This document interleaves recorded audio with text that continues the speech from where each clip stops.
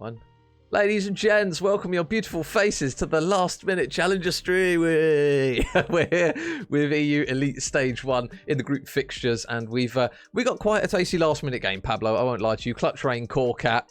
Yeah, we managed to grab this one courtesy of Mr. Twiz. Very last minute, I saw his tweet like, anyone casting? I'd literally just come through the front door and I was like, that's we can go, Pablo, where are you? And here we are, mate. It's happy days.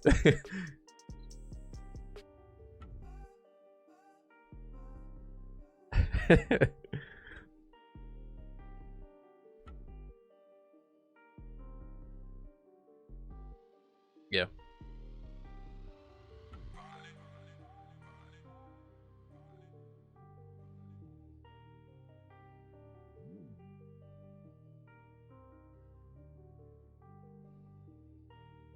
This is gonna be a hell of an evening of Call of Duty for us. This might actually, is this our first elite qual?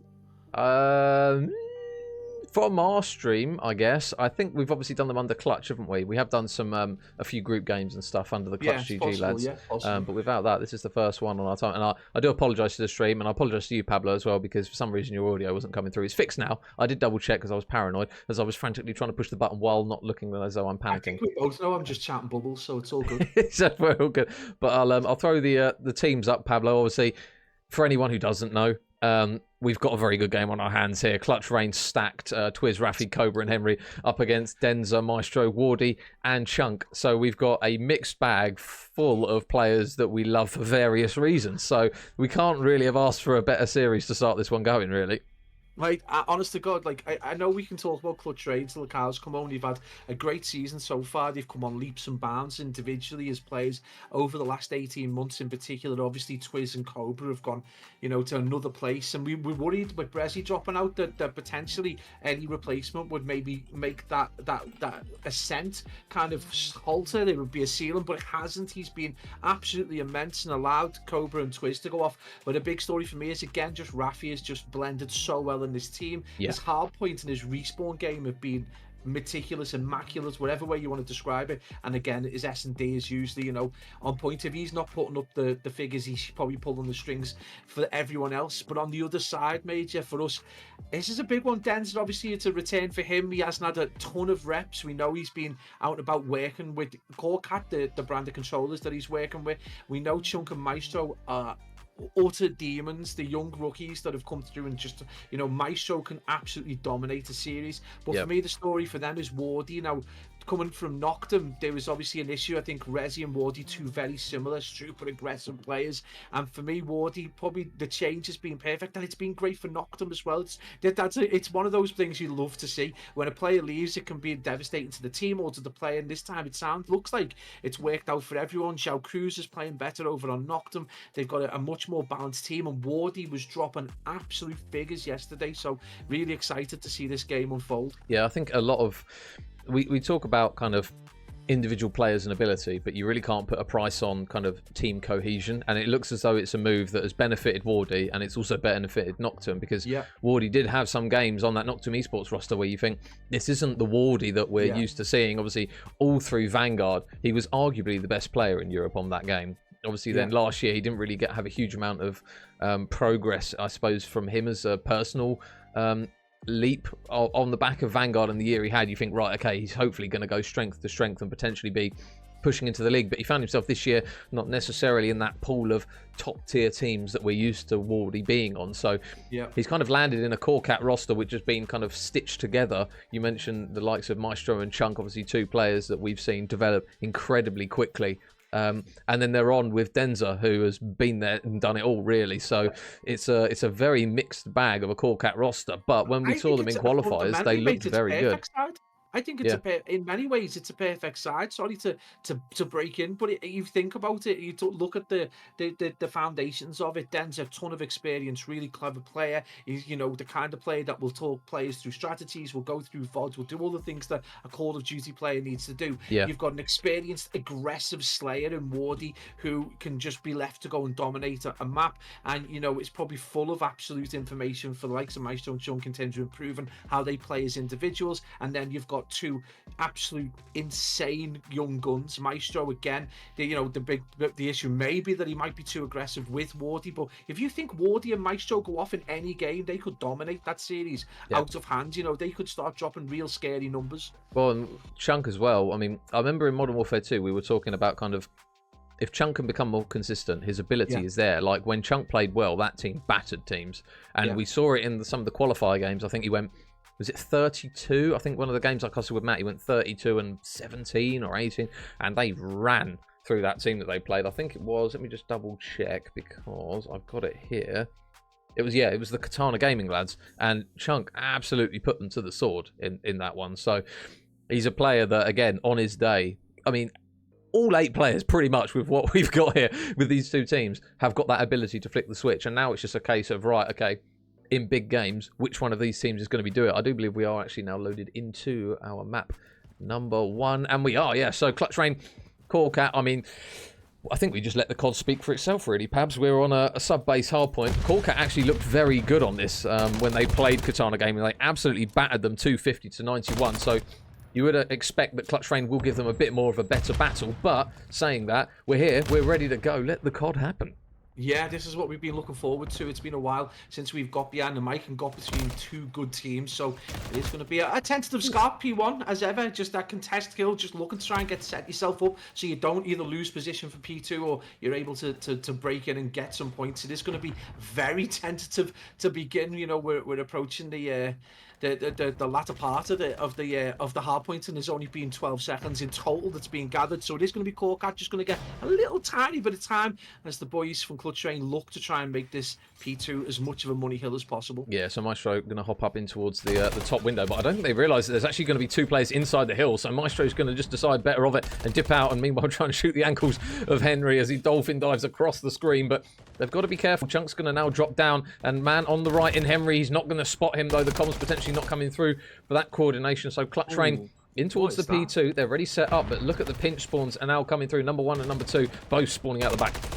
Yeah, I think some comms are going to need to go down here, or Clutch are going to lose that little bit of an advantage. They were potentially going to have Corcat really fortunate in the way the spawns turned out, able to get themselves a healthy amount of time. Really, you can't call that scrap time. That was a solid 30 seconds that they're able to get. So the challenge is going to need to come in as the boys already start to think about that P3 maneuver. But Clutch Rain just want to make sure that the lead doesn't get too far away from what they're able to claw back, and it is going to be a retake with 12 seconds. So Major going to keep the game within about 10 seconds, but this P3 is going to be really, really interesting to see whether we can get some air between these sides or whether it's going to be a very tense game.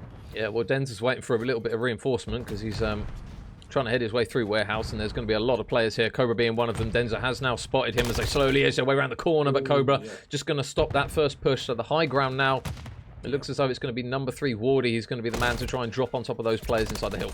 Ooh. Yeah, this high ground battle is so important for this hill. It's just absolutely vital in terms of being able to hold as much time as possible, ensuring that the opposition just don't get to that point. It is going to be BSD. What am I doing, Denzel? Why has he done that to me? I didn't even pay any attention to names. I'll get me coat and go home.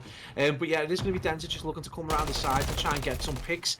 Wardy is going to get taken down, pushing through tunnel though, so it is going to be a solid hole for Clutch Rain, who give themselves a 10-second lead. So that's flipped on his head, but Major, it's going to give Corcat the opportunity to get set up on what is, potentially a very healthy P4. This is something, if you do take up the right geography, you're able to get an absolute ton of time. But again, it is about maintaining, multi-level kind of geography. You've got to make sure you get the high ground so they don't push over catwalk, and make sure that no one pushes around the back. Yeah, well, Maestro's going to be in charge of watching anyone who tries to push around the back. You see Denza is going to be lurking around towards that dark area, but he's getting some shots in. Maestro, we're just going to rely on his teammates to potentially mop up a couple of kills, because meanwhile, inside the hill, everyone falls, actually, saying that as Maestro drops out the back, and all of a sudden, those spawns will now flip. Corcat now going to have to try and push their way through maze. And there's going to be a few players to still try and take down. You can see up on the high ground is going to be number 8 Cobra. They know he's up here, but they just got to try and deal with him for the time being. Chunk is going to get spotted. Nice shots from Cobra. Drops down. Woohoo! And that is why this man needs to be in the league as well. Cobra off the top rope just absolutely beams two of them. Maestro trades him out, but my goodness,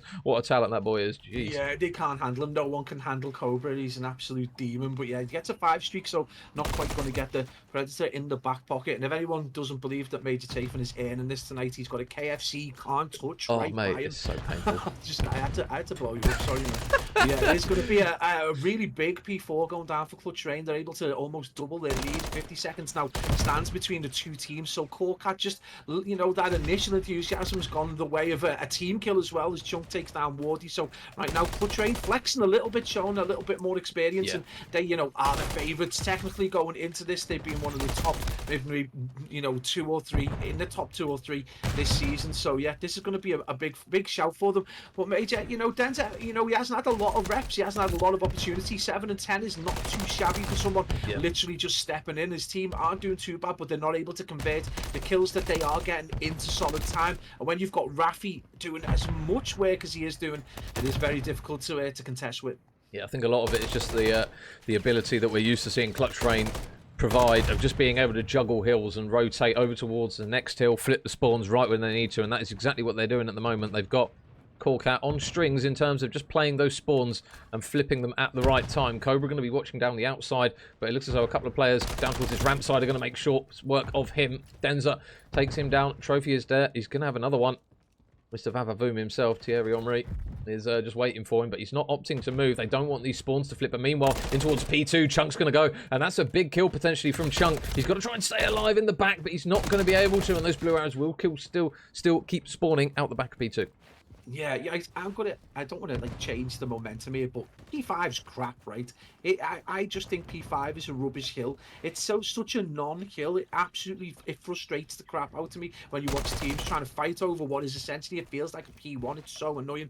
But yeah, it is going to be another battle. I'm going to bring it back, mate. I am going to bring it back. It is going to be Clutch Rain just vying for the remainder of the scrap time on P1. As the boys in Corcat, long way to go now. This is more than a full hill time. They're approaching that kind of. They're going to need an absolute hold on the next 2 hills. And right now, Clutch Rain, you know, they've broke hills really easily. We saw that in the first rotation, just how easy it is. The spawns are going to give them opportunity potentially to push around the back. So keep an eye on those grey arrows. They're going to have to go big. And it's right now where you need those old heads, Major, like Denza, to start getting some kills. Oh, they need to get the next set of kills. Twiz finds himself on a 5 streak now over towards middle map. But meanwhile, inside the hill, it's getting a bit messy. Maestro's only able to get 1. But 1 big kill comes through from Denza. Huge kill to stop those players from progressing in the hill and staying alive. And that's another big kill, actually, from Denza. Looking for a potential 3rd. Not going to get it. Henry trades him out. But I think it actually was a big kill. Oh, I'll tell you what, Henry! Oh my word, I think that was all 4, if I'm not mistaken. He just cut straight through the potential hopes of Corcat. When it looked as though it was a little bit of a momentum shift, he just comes through and says, no. That was Henry against Leeds when he was injured. That was just immaculate, impeccable performance right there from Henry. 15 and 10 on a 5 streak. I don't know whether Twiz was able to see his 5 streak out. It is going to be neither for Henry. I'm not sure whether Twiz managed to get that in the back pocket, but it is going to be Clutch Rain with an almost unassailable lead. Again, we don't like to write players off, but this is not the Denza that we would cast over in previous seasons. Obviously, new to coming back this season and not having the same amount of reps. So you've got to look to your big stars, Major. One of the talking points here has got to be Maestro, 11 and 15. It's not a player we see often, you know, negative. He's usually a very big killer, usually a big slayer in the game, and right now he's not. You know, Clutch Rain doing a great job keeping this team quiet. Yeah, and the man that we said who has been brilliant in respawns as of late for Clutch Rain, Rafi, is proving it once again here. 21 and 15 out of him, and Wardy finds himself in a position where he might be able to actually help his team form a bit of a resurgence. 5 in a row now for him. He's got a few players, though, in towards P2 that he's going to have to be careful of. Number 8, Cobra, is inside P2. And meanwhile, number 5, Henry, is over towards the top side of that top AC area. But now, still playing it slow here is Wardy, edging his way little by little. We will stay on board with him because this might be a big point here. If he gets this kill, it's an opportunity to maybe get another kill with that streak if he does allow to open up the hill.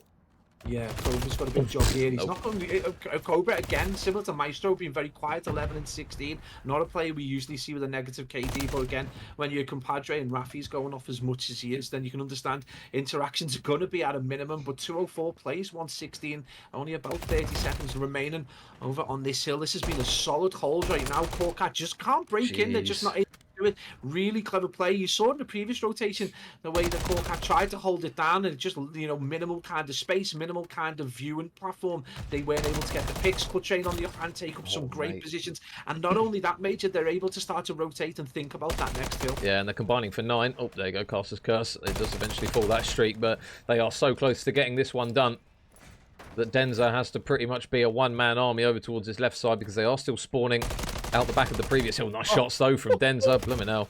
Tell you what, get me one of them controllers, Denza. Oh, my. He's looking very crispy, it must be said. And now, Corkat, they can only allow 10 seconds of Clutch Rain in the remaining time, otherwise this map is done. They do get a couple of kills, but keep an eye on number 7, Rafi, who's slowly edging his way up, and this is the difficulty with the scrap time. They can just opt to maybe get a couple of kills, and all of a sudden they're on the back foot and potentially dropping this map.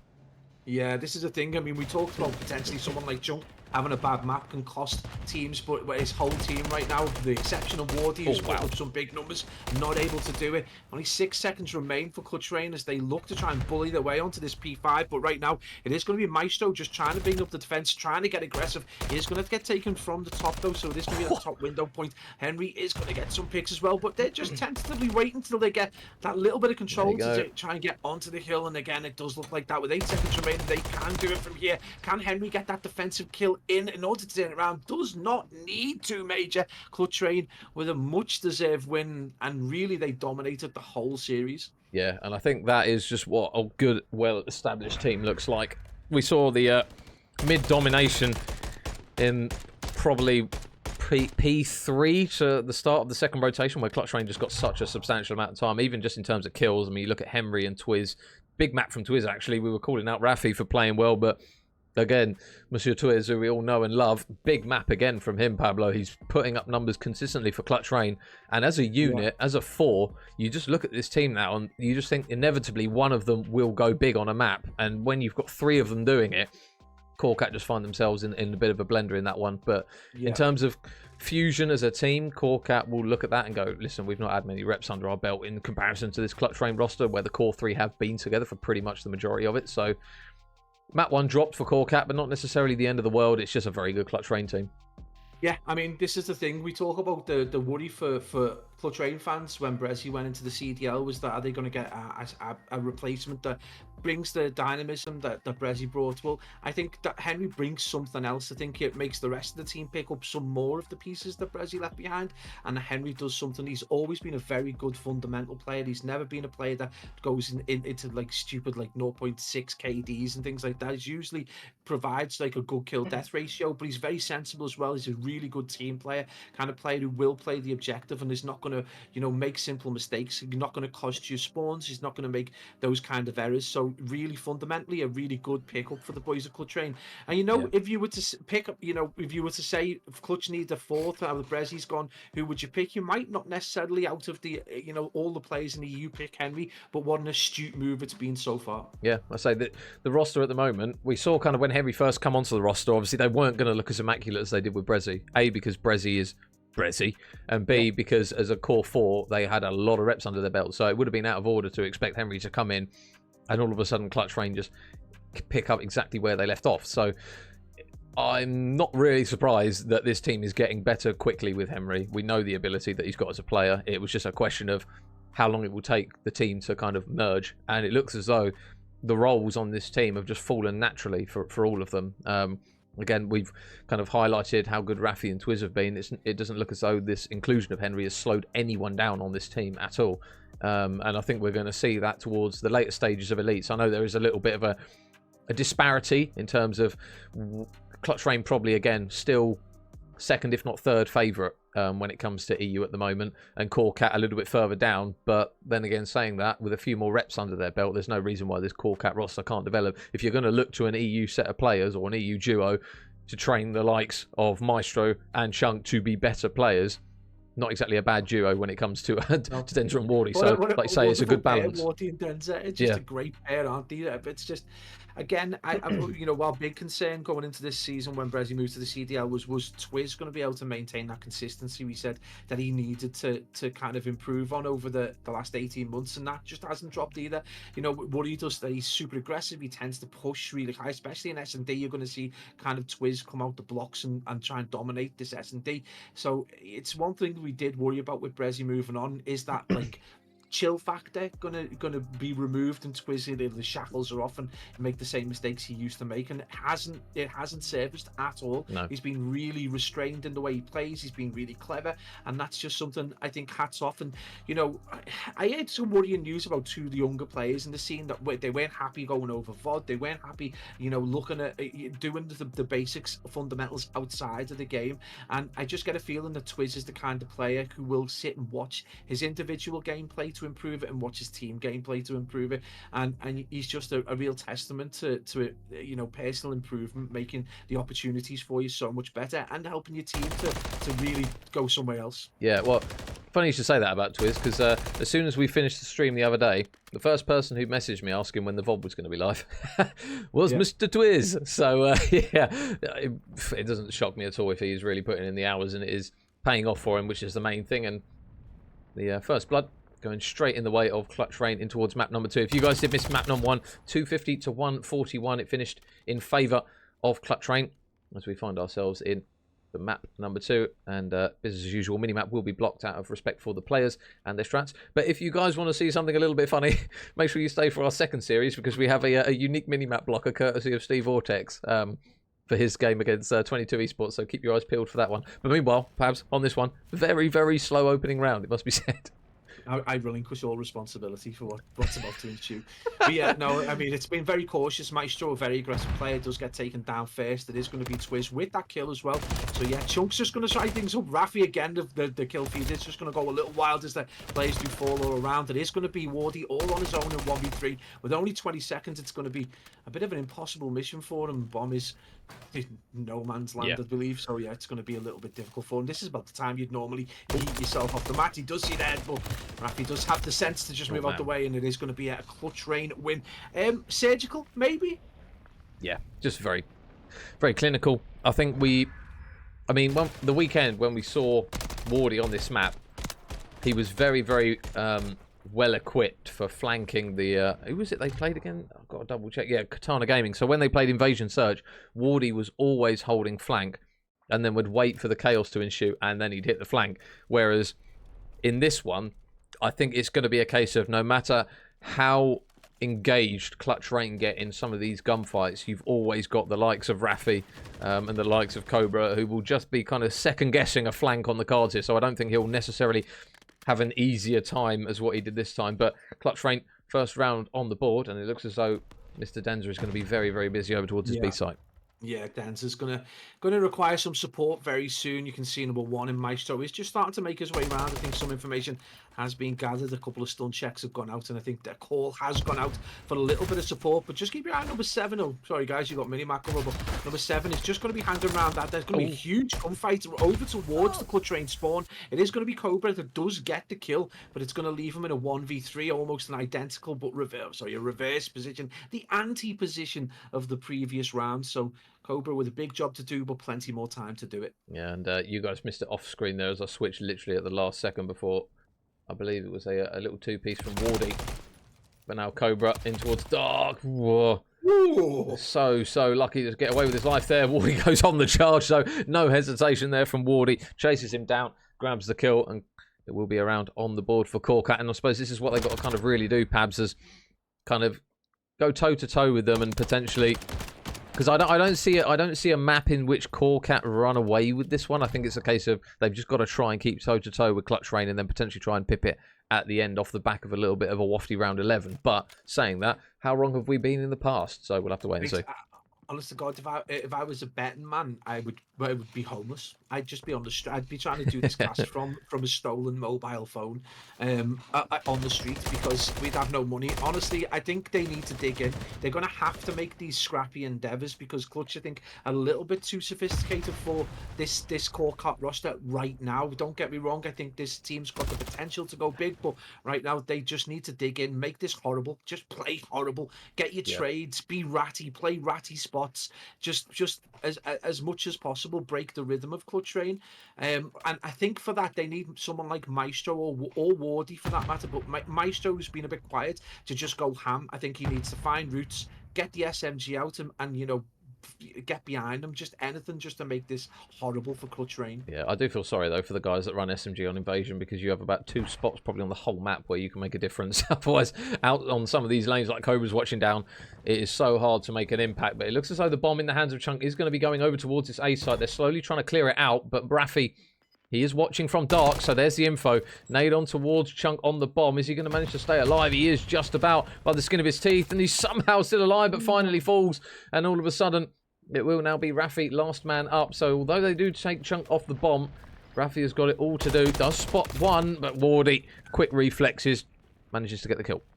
13 seconds on the clock with a 1v3. Again, just very difficult. The Invasion does lend itself to this kind of nuance and this kind of dynamism. So we've seen a lot of 1v3s towards the end. It is going to be Wardy 5-1 though. So Core making it scrappy, making it difficult.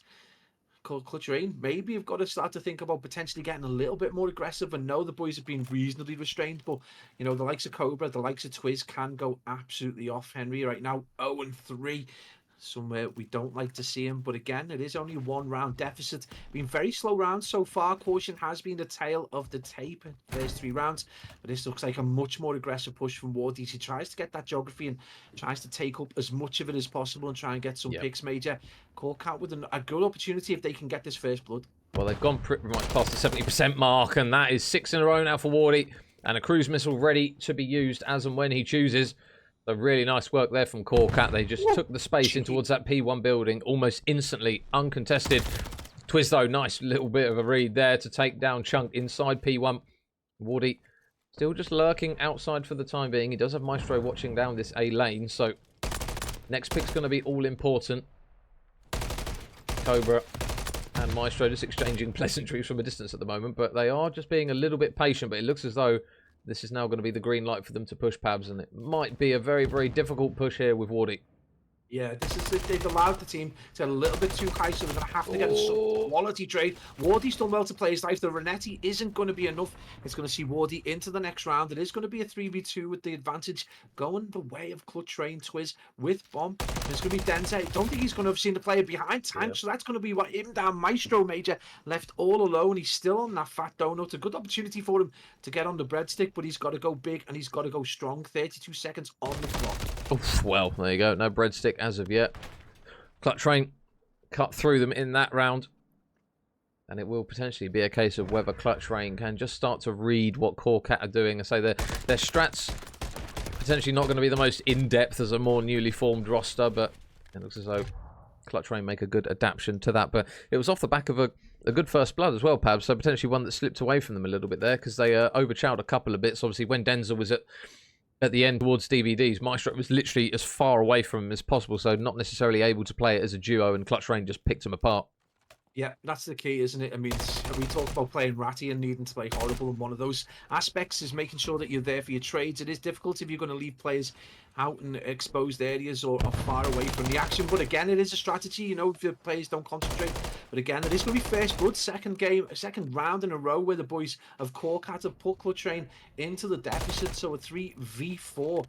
I just want to interject, right, because obviously everyone knows there's concurrent games, but if you get a chance to see the Revive game and OMA EU S&D, Twisted is absolutely on fire right now. But let's get back to the game. Just unbelievable. But yeah, Henry 0-4. We got Maestro 1-2 right now. Wardy is being the player for Corcat so far, just dragging them through. It is going to be a 3v3 though, as we see Denze going to the next round. Again, caution is the 4 though, isn't it? These guys being very tentative, a lot of respect for each other. Yeah, they don't want to push in anytime soon. Maestro just about gets away. 20 HP and a dream. Meanwhile, though, over towards that site, it's actually grabbed a bit of attention. And Raffi, he falls for the trap, overextends down that street side, and he's punished for it. Cobra is going to have the exact same treatment. So now Henry needs the 1 versus 3 hit. Spots Chunk on the transition to the bomb. And now this next pick's going to be big. Whew, holy snapperoonie. He's able to put a bullet in towards Maestro. Not able to get the kill. Yeah, it's Kelsarooni's brother, Snapperoonie. But still, Henry, 1 versus 3 needed. It's going to spot Chunk, and Chunk is going to put every single bullet that he's able to straight in his face, and Corcat take the round again. So another lead, Pabs, only by 1 round for now, but Corcat, they are still holding tight. Yeah, and I mean, it's not that I fear for Clutch but you just get a feeling if Corcat are able to just replicate this on another round and get that 2-round deficit, this game dynamic changes completely. And, you know, I mean, you say that obviously there's a 2-round deficit, but I think the psychology, the momentum then swings around to Corcat. And the other thing I think that concerns me is Henry's still not off the blocks. Cobra's still playing kind of the way he played in the hard points, so very under par. But you've got the likes of Maestro started to get picks, Chunks started to get kills as well, so a good opportunity for Corcat to get themselves a few more rounds and hopefully, you know, potentially get themselves back on the board for a series win. But right now 3-2, a long way to go. Again, this caution so tentative, looking for that first blood. But Train just going to be make it as difficult as possible. Again, Major looking to try and take up a little bit of geography, but look at those grey arrows. Again, you know, you'd say 40-50% up the map already. Yeah, and the difficulty is they've got to try and get Chunk off this mid-tank area. And, oh no! Raffi! Oh no, caught in 4K. Literally see the nades bounce straight off of it, and Chunk's going to punish one. Chunk's going to punish Henry as well as he wigs both of them. He's going to potentially not quite get Twiz, but the damage is done, and it all kind of, I was going to say a bounce back round. But far from it, because the nade literally bounces back and hits Raffi straight in the face, and it all kind of fell apart from that one. No, it's like when you kind of flick the food up and try and catch it in your mouth, Raffi, with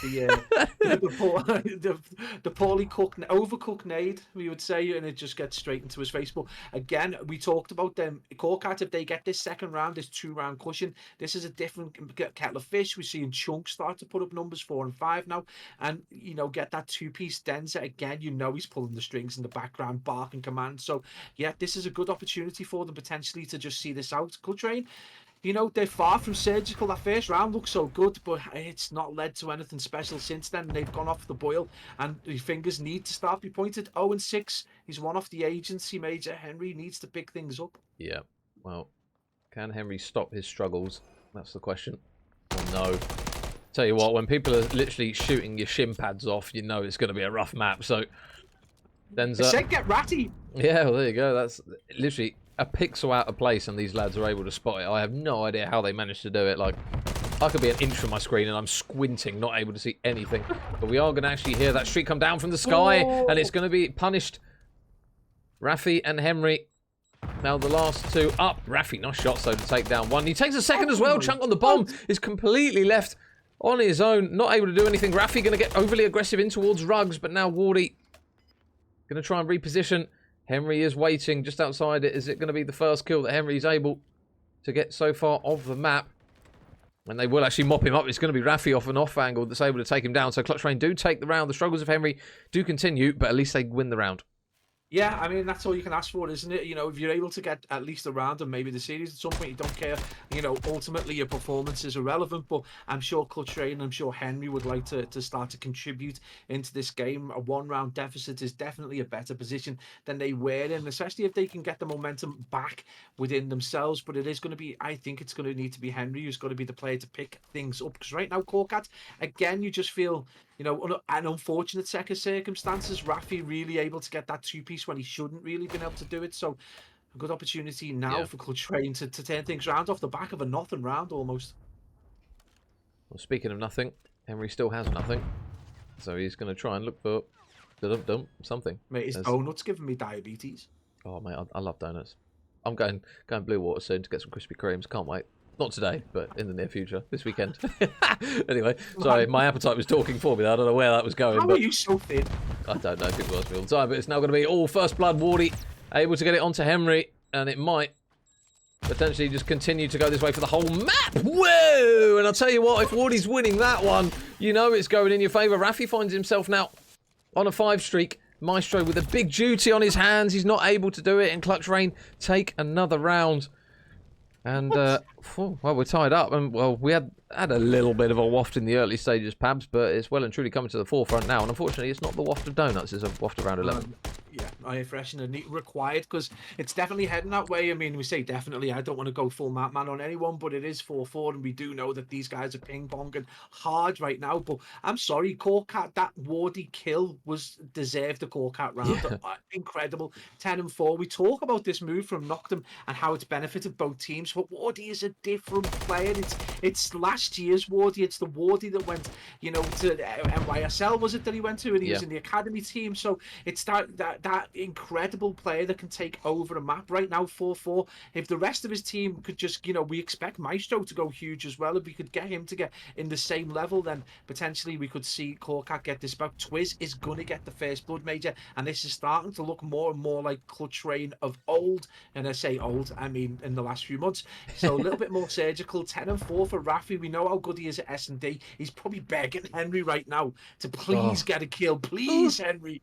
Oh, well, there's two right underneath Henry. There's the bait. Oh, he's so hesitant. I don't blame him. I do this all the time. As soon as I'm struggling, I'm like, I need someone to literally run into my sight, back turned, and I hope that they can not shoot me in the time that I miss about half a mag and finally get the kill. But still, the struggles will continue. But the struggles of Corcat this round are very much in the forefront. Henry off the top rope. Is it going to be his kill? No, it's not. Chunk takes him.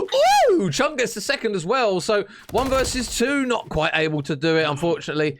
In that case, and Clutch Rain take another round. They now edge themselves ever closer to taking this map 2 and going 2-0 up in the series. Major, that waft is dissipated. It's gone into the air and disappeared, because right now I'm feeling strong Clutch Rain vibes. These guys are doing so well right now. If they win this, by the way, if Henry doesn't get a kill and they win this, he's going to be like, yo, boys, what are you doing? Can you just 3v4 the other team so I go and get me food? Oh, and 8. What is going on? Man, I mean, we're connection issues, all kinds of problems you could say, but Henry, man, get a kill, please, for praise the Lord, for Brezzy's ghost, please get a kill. It is going to be Henry Whitbomb. It's the job you get when you're not doing so great. They're going to try and get up as far as possible. I think this is going to be a strong push towards B. You can feel Twizz's confidence, just straight out, no hesitation, get the shots onto BSD, Denza, and again, just making it as difficult as possible, but I think their intentions, Major, have been made very clear. Yeah, but Denza's going to be here. He's got a trophy to stop any sort of tacticals, but now they're all going to flood towards him through the smoke. Not one of them is going to be Henry. Oh, he doesn't get the kill. Denza somehow lines up both and gets 2, and they're going to manage to get another kill, which now leaves Cobra all alone. 1 versus 3 required. Clutch Rain, they just all bottled up there, and Denza just absolutely cut them down for it. It's going to be a difficult ask of Cobra here. Does manage to slip his way into dark, but you feel that Maestro spots him. He will get the kill. The round 11 is here, and still, somehow, Henry's not got a kill. I don't get it, man. He's one of the most reliable fundamental players in European Call of Duty, and he's like, whether he's maybe it's a prolonged poo. Who knows what's going on, but I just feel like he's just not been in the round. He looks so unconfident when he was kind of, you know, B Street. He was in Broken and he just didn't look comfortable at all. And you got Chunk flying out, getting a 2-piece. So, yeah, Henry with a little bit of a pick-me-up needed. Hopefully he can get off the mark. 0-9 is not where you want to be. A 5-all, and especially if Clutch do go on to lose this round. Oh, I'm just praying for the COD gods that Henry gets a kill, regardless of how this one ends. Oh, he's good. Oh, no, he's robbed his kill. What are you doing? Give the man a kill. Rafi robs it. First blood goes in favour of Clutch Rain. And they do now head their way over towards that B site. Number 8, Twiz has already got all the way in the site. You can see now he might have a big gunfight coming up, potentially, against Wardy. Henry's coming through. He's been tagged up as well. This is like a story within the map. We're just praying that Henry's able to get it. Wardy, he drops Twiz, and Henry still has bomb. Is he going to be able to get it down while that smoke is clear? Oh, I just worry about if there's an overcoming nade, no trophy down, so it is going to be a tricky one. That is going to be shots going out. They do try and stun him and do try and get the a little bit of information. They know he's still on bomb. Wardy, and that is just going to look to try and wrap around dark, and this is going to be very difficult for them as both players in Rafi and Cobra. Going to be waiting for them. Wardy's going to get that pick on Rafi. Oh, that's a shout. Is there? Oh, brave from Corcat, but Clutch Train are going to get the win. But the question Henry is, didn't get a kill. Henry didn't get a kill. That is a wild scene right there for a round 11 performance. He's going to have a better control, sure. That is just criminal, like how that has worked out. Clutch Rain have somehow won the round 11 and he's ended 0-9, bless him. Henry has had a stinker of a map on that one, which is so bizarre to see from him. But tell you what, Pabs, if I was in his position, I wouldn't care. We won the map. I'll be like, cheers, boys, thank you. I'll put my KFC in my mouth and just let the boys fry. So somehow Clutch Rain find themselves 2-0 up. We're playing with pretty much 3 players in that map, which is a very strange affair considering the player that struggled was Henry. Weird. Yeah, I mean, I've got no words. It's just, it just never happens. Like, this is the thing. You know, you go into the YouTube chat and it's one of the dimmest places. Oh, on Earth, mate, right? don't watch, don't open really YouTube chat. Place, right? That is the kind of performance that would see the 800 Optic fans who haven't got a clue about challenges absolutely berating Henry without knowing what a quality player he is. That is an abhorrent performance from him. That is, it's definitely, it's absurd. It's like an outlier when you go and do a control group somewhere. That is exactly what it is, whether that's a latency issue or he's just been massively unfortunate. But yeah, the tail of the tape there, the 6-5 game of S&D, is that Henry got 0, which is really weird, and I feel for him. Well, I suppose the silver lining in this one is on a high-rise control, you're very unlikely to not get a kill. So I would assume that he will go back to business as usual, and that's just one of those COD maps. We all have them. You just have maps where you just can't seem to get anything going. I think he dropped 500 damage in that one, which usually screams you've either been shot from the side multiple times and not really had a chance to shoot back, or you've just got the roughest timing throughout the whole map. So yeah, it's just one of those. I think it's just one of those. It'll get a lot of stick for it, but I suppose if they win the series 3-0, you laugh it off, you move. It's just one of them things. Yeah, I mean, it's difficult to kind of put into words, but yeah, 500 points does sound like he was kind of traded out quite a lot, and 500 damage, sorry. But when you've got Rafi and Twiz going off as heavily as they did in that game, I suppose your interactions are going to be limited, and all the other issues that come with that. So yeah, S&D, your interactions are limited anyway, but yeah, at this level, I think you've got to be getting a pick. But I think we're going to see a different Henry. He's the kind of player who can put this to one side. I don't think he actually cares, to be perfectly honest. So I think he's going to go into control. You're going to see the Henry that we saw in Hardpoint. So yeah, don't expect that same performance. I think the kid's going to go off. But again, they're 2-0 up with that performance. So regardless, that's a you know, if you can put your pad down and the other 3 can do it for you, then what a team that they have got when Henry does decide to pick the pad up. I say I might put my application in and be like, boys, you carry me. I'll do exactly the same, probably even worse if that's possible. But it will be a Clutch Rain map win nonetheless, and I do believe we are now ready to go in towards map number 3. So if you guys did miss map 1 and 2, 250, 141 and 6-5 now sees Clutch Rain just 1 map away from taking this group fixture. Rafi, straight in beautiful high-rise fashion, blows Wardy straight off the building, and he falls 50 stories to pancake straight on the floor. So welcome to high-rise. If you've never seen this one before, it's a bumpy ride. Yeah, I think you call it Explosion Simulator, but it's just, yeah, it's a difficult one. You think you've taken up a position, and that position tends to be off the top of the building, and you find yourself falling down. But yeah, it is going to be a slight advantage going towards the boys of Clutch Rain. Actually, that's just being dominated. Too light, count 26 plays, 24 with 1 tick over towards B. Rafi is going to be the player looking to get into that horrific spawn position. Again, I think as this game's developed, I think players are more and more getting onto this, but it's going to be a pretty easy kill. Chunk's going to go into the blender. Nice. And then it's going to be followed straight away by Denza. So Rafi doing God's work over in the Corcat spawn. Yep, and this is the difficulty now for Corcat, because they've got to try and get Rafi out of here without milking too many lives. So they are just looking for Rafi. Maestro's going to be potentially the man, though, that unfortunately falls. And the second one falls as well. Denza goes down, and now it is very much Allez Le Bleu. They are well up the map, and they are getting kills to boot. 6 now. The B point is done. A point is now going to be priority, but they've still this time got to trip Henry out of this point, who is doing well. Henry's back, 6 and 2, 3 in a row, and his teammates are getting progress at A as well. See, I wouldn't have even put him as just a respawn player. I thought he was a good all-round player, but Henry is like making a statement right now. Like, I'm feeling it. I've got me latencies back to normal, ping back to normal, corners back to normal. I'm gonna go on a 5 streak. One more kill, he gets it, making a 7, puts them in the blender. Oh my god! My god! There's the kills that he was meant to get in S&D. Oh, I see what happened. No, he's just messaged me and he said, sorry, gave the controller to my little bro in search. I'm back now. I mean, okay. He's just suddenly gone from not getting a kill in nine lives and all of a sudden finds himself on an 8 streak. So, yeah, well, I mean, Henry's back. He's taken the controller off his little brother and said, you know what, okay, I'll play now. And he likes high rise. So, Mate, Den's is 0-7. Den's is 0-7 and Clutch are combining for a 13 streak. Do you think they were annoyed at around 11? Yeah, I don't think they took too kindly. And by the sounds of it, Henry is his worst critic because he has now pulled an 8 streak out from the depths and now finds himself potentially pushing double figures here for this streak here. We'll stay on board with him to see how far he can get this one because he's going to get grilled for that performance in the search. So it's only fair that... Oh, sorry, buddy. I knew that was going to happen. I should have just not done that. But it's going to be the boys from Corcat. Progression over towards that B site is looking very good at the in the early stages, at least for now.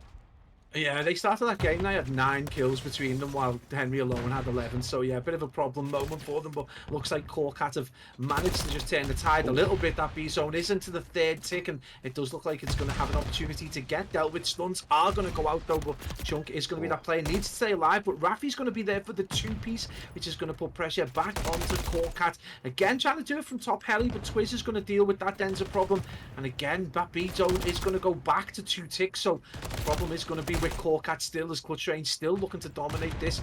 It is going to be a 3 life deficit though, Major, hitting that 45-second mark. Corcat with still a chunk of things to do. Yeah, Wardy's he's managed to get away. And Twiz, quick reactions there from Twiz. He was weak, Wardy, but regardless, the reads from Twiz, just to anticipate that he might have just doubled back there to watch that angle. Nice shots from Henry as he looks to continue his strong start in the control. And there's another one for him as well. So 14 and 5 out of the man who didn't get a single kill in map number 2 is looking very, very good for Clutch Rain now as they find themselves right on the precipice of going 2-0 up in this control. And this is going to be very, very quick. Henry and Twiz doing a lot of damage in this part of the round. He's just going to back up, but the time is not on their side. 7 seconds remaining. Chunk, though, does get a double nade, so it does open up an avenue to potentially touch the point. They will get Chunk on it, but now they need to try and keep these boys alive.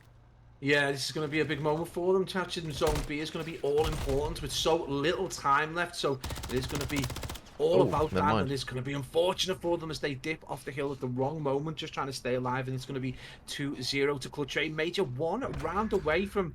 I don't know, it doesn't feel like a 3-0 game, but you just look at that first map, Hardpoint, they dominated. That S&D is just so weird, and they've absolutely ruined Corcat so far in these 2 rounds. So, big regain needed. This is the moment, otherwise you are going to get 3-0'd. Well, I say, it doesn't feel like a 3-0.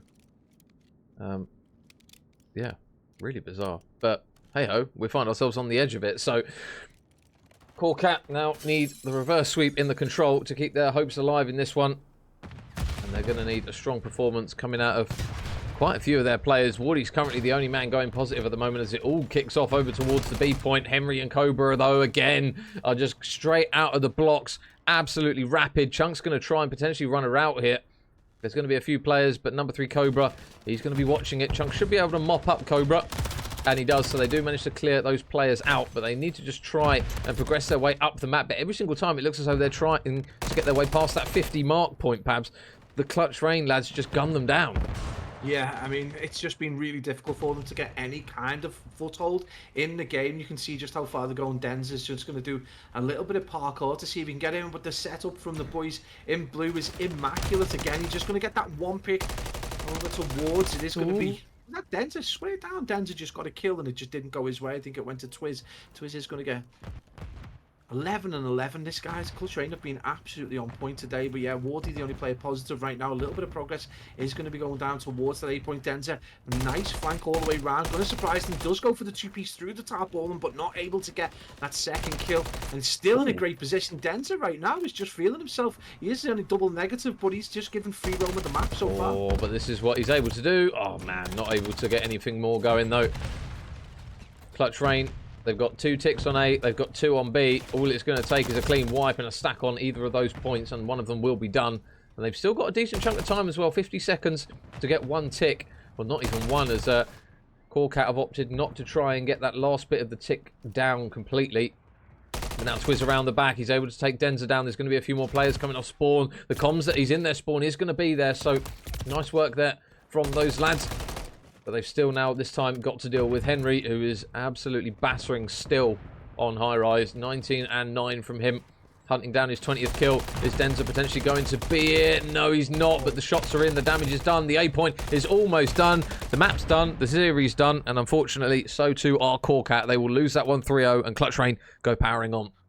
Yeah, Rafi and Henry, the story of Control, and Henry, the story of S&D, a really weird series for Training Corcat. A lot of positives to be taken away by Corcat and S&D. Again, you feel if there was any contribution from Henry in the S&D, it's a different game entirely. But yeah, totally didn't feel at all like a 3-0. I'm sure the boys at Corcat are going to be a little disappointed in that, but got to look to Rafi, 20 and 9. He nearly went triple positive, but incredible performance from Clutch Rain. And again, we said it was going to be an exciting matchup, and again, you're 3-0. Most exciting 3-0 we've seen in a long time. Yeah, I say it doesn't feel like a 3-0 series. I don't know if it's because of that round 11 in map 2 that kind of gave off that impression that it felt closer than on paper after those ones. It was. I mean, map 1, very convincing from Clutch Rain, it must be said, but we're used to saying that teams who have teamed longer tend to be more proficient in respawns, and that's exactly what we've seen in this one. So Corcat able to put up a very good fight in map number 2, but just not able to take it. And unfortunately for them, it will mean that high-rise control was very clinical from Clutch Rain, it must be said. It almost, as you said, Pabs, it felt as though they've just kind of, after that round 11 in the search, they thought, right, okay, let's not try and long this one out. Let's get it done in 3. And that's exactly what they did on that high-rise control. They leant forward and they did batter Corcat. Let's not be polite about it. They did get pretty much destroyed on that map. It wasn't really a close one. That looked like a rank game in Silver. Honestly, it was insane the way they came out and just absolutely dominated. And obviously, you know, the story of that first control round is the 7 or 8 piece by Henry. He went absolutely clam. In the one moment, I think he managed to get a 5 piece with just playing in and around that central kind of area in the Corcat spawn, just able to dominate. So big plays from him. And you know, you talk about a regain. Your team are flying anyway, and you still need a personal regain. That is the way of Call of Duty. It's not always about the team regain. Sometimes a player needs to bounce back, and what a way that he did it, you know, from one of the epic appalling performances in an S&D to probably one of the best rounds of control from an individual player that we've seen all year. So that's how you bounce back, and that's why we think that he's been a really good replacement for Brezzy. So big shout out to Henry for you know, strength of mind to do that in Clutch Rain. 3-0, looking solid right now, looking really good. Yes, and Samir's just dropped in the chat. Don't be too horrible to Henry, Samir. Okay, he did well in map 3. It's just one of those things. But yeah, it'll be a map that he'll want to forget. But his team, nonetheless, they came out with the 3-0. So it's a group fixture. Corcat, they I believe were 1-1 before this one. I will just double check. So Omit currently top the group 2-0. Clutch Rain will now go 3-0 off the back of that win because they managed to beat Team Revived. And 22 esports they've managed to beat as well. So Corcat, it now makes them 1-2. So it's not necessarily the end of the world, Pabs. Obviously 4 out of the 6 teams qualify for the bracket. It's just a question of who kind of goes in the winner's side and who goes in the loser's side. So in this group, you would anticipate that Omit and Clutch are going to be those 2 teams that go into the winner's side of the bracket. I'd be very surprised if we did see anything else. But Corcat, nonetheless, it's going to be one of their hardest fixtures. If they manage to lose to Omit and Clutch Rain and then win the rest of them, they'll be more than happy with it, I would assume. Yeah. So it's not necessarily the end of the world for the Corcat boys by any means. No, I think it'll be it's going to be an interesting evening. We have got another amazing game coming up, though. We're going to be jumping in. I think it's going to be about 8:30, so we're going to be jumping on board with the Omit boys against 22 esports, so Powerhouse and the lads. It's really nice to get to cast over some players that we've played with. Well, it's very much. What is it? I can't even remember it. It's not George and the Giant, is it? It's I can't remember it now. But regardless, they are the 22 esports lads are very much the underdogs in that series. Like anything other than a 3-0, those boys will look at that and go, we've done well to take a map off of these guys. So because Omit EU at the moment, they are pretty much top of the tree. We spoke about Team War at the start of the year, looking very good. Omit are very much that team that are at the top. Like there's no in between. They look clinical every single time. I don't how many maps did they drop in qualifiers? I don't think they dropped a map. actually in. I actually think there's a reasonable amount of air between them and Team War, and I think it's largely down to the makeup of the side is so much more balanced than Team Wars. Team Wars is superstar heavy, but there's a lot more sense to Omit's team. Yeah. The EU side is just, hey, it's always the same. Steve Ortex is a very, very clever Call of Duty in-game leader, out-of-game leader. The guy knows who to pick up, how to balance his team, how to train his players, how to get them working really, really well. Yeah. And it's proven time and time again. This isn't just us bigging up Steve-O for the sake of bigging up Steve-O. He's proven it time and time again. It's an anomaly. It's disgusting that he's never been picked up since World at War. So it's Well, frustrating. Another thing as well, obviously on that Omit EU team, Pablo, is like, I mean, we could talk about any of them, but I think the addition of Real in that team and the loss of Harry has enabled Mythics to go into that AR role, which he always seems to be more comfortable in. He was running kind of sub, and it didn't really look as though it was the Mythics that we're used to seeing. He was very much kind of hit and miss at the start of the year, but now they've brought Real in, who's very much that sub role. But saying that, he's been absolutely battering people with the MCW as well. And shout out to Sivo, who's been able to do it as well when we've seen him use it. But yeah, that. Oh, there you go. Tom's just clear. David and Goliath. Thank you. I couldn't remember it. It was for the life of me. I couldn't get it through my thick brain. It's so weird.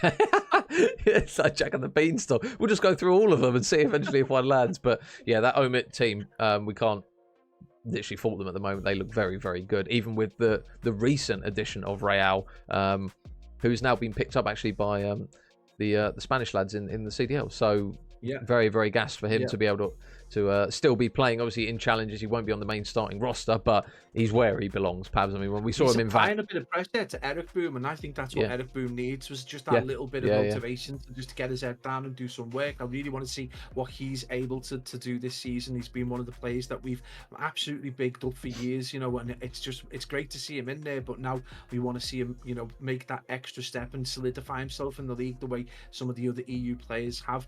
But yeah, this next game coming up is going to be an absolutely phenomenal game to watch. And you talk about Omid, they're 1-1, I think, in the series they're playing right now. F. Twisted and the boys, got them in the S&D. So if you have a look on Twitter, you're going to see an outstanding performance coming from Twisted.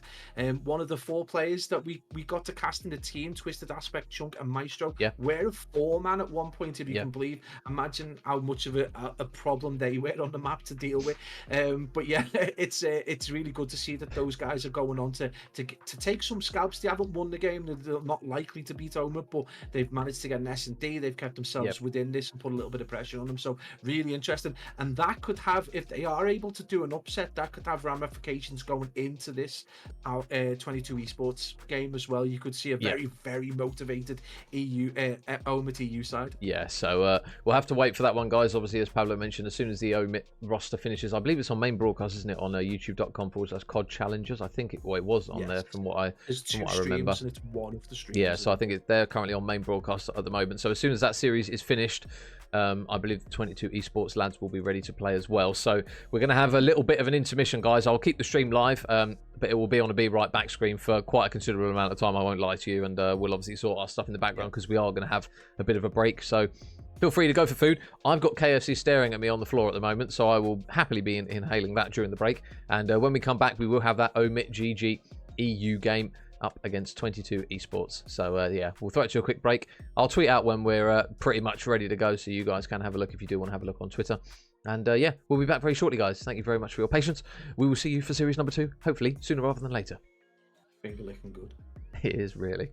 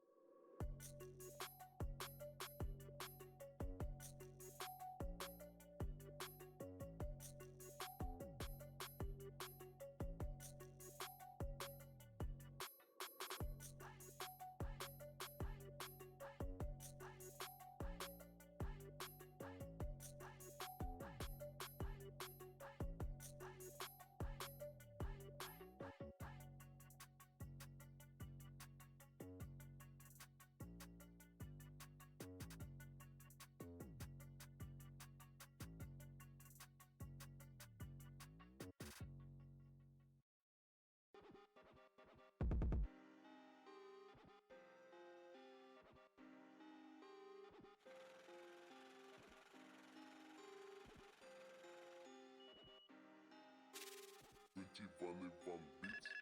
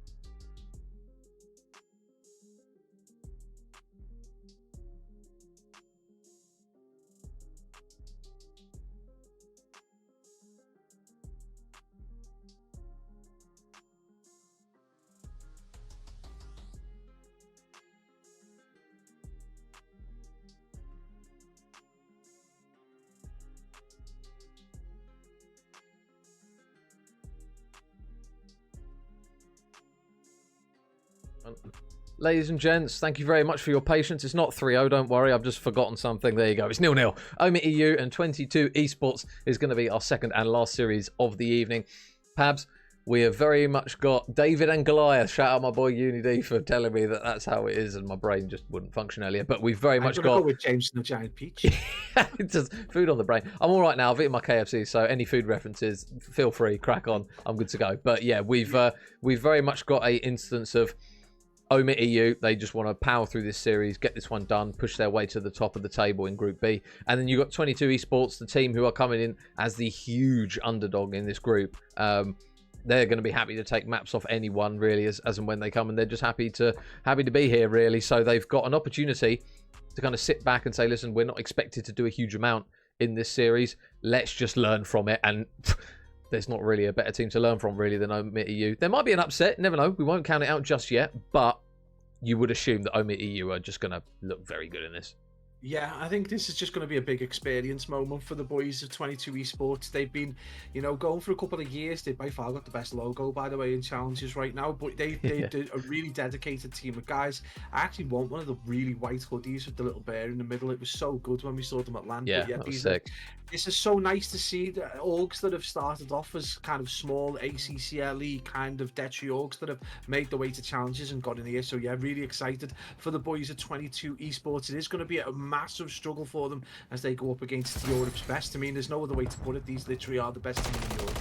Yeah, and it's very much an interesting team, 22 Esports. You've got the likes of Zappy, who has really climbed the ranks in challengers. Like, let's not make any means about this. Like, Zappy was playing, I think he started low ACCL level, and he's managed to just push himself up the ranks. You've got the likes of Powerhouse, who's been around the challenger scene for a long time, been to multiple lands.